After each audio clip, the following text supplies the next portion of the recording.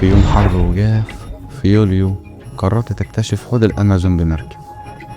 كنت حاسس إنك مرتاح ومعاك المرشد المحلي اللي بيوريك المكان الغريب ده. فجأة المركب اتقلبت ووقعت في المية الدافية. لحسن حظك إنك سباح كويس. استنى كده، السمك الكتير اللي حواليك ده وليه ملموم عليك كده؟ هنا في كيف تنجو، ودي حلقة سمك البيرانا. السمك ده بيرانا وبياكلوا بواقي الحوم من سمك ميت أو جثث في المية.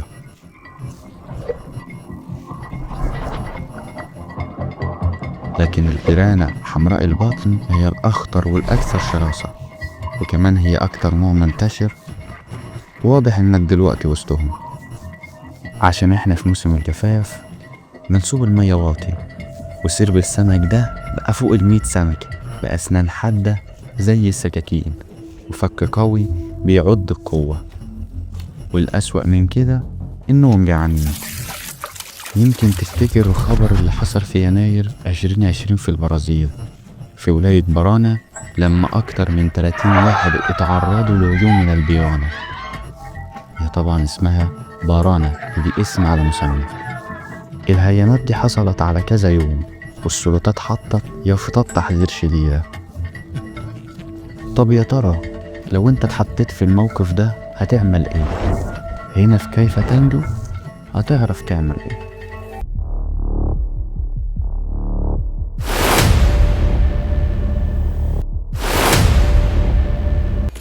اول حاجة تعملها ما تتحركش كتير. البيرانا سمك انتهازي وبيحب الفريسة التعبانة او اللي بتموت. لو بدأت تخبط في المية هتديهم إشارة إنك ضعيف وهيتلموا عليك. خلي حركاتك بطيئة وهادية. تاني حاجة تعملها ما تعملش دوشة.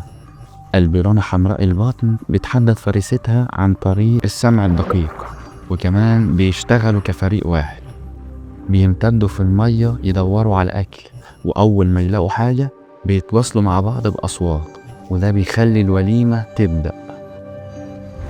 عشان كده مهم جدا تقلل الصوت على قد ما تقدر، ما تصوتش وما تزعقش، وخلي نفسك هادي.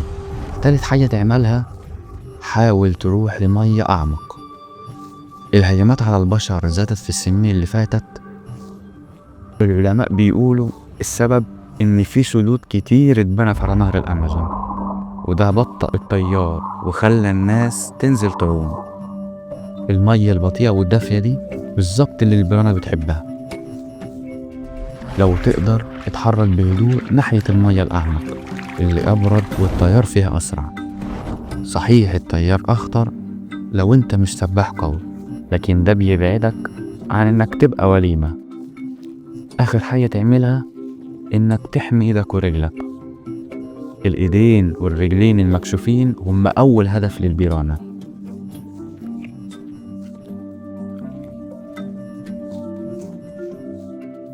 لو قدرت تلبس جوانت جلد تقيل أو جزمة قوية قبل ما تدخل مية ممكن يكون فيها بيرانا، ده هيساعدك تقلل العضة.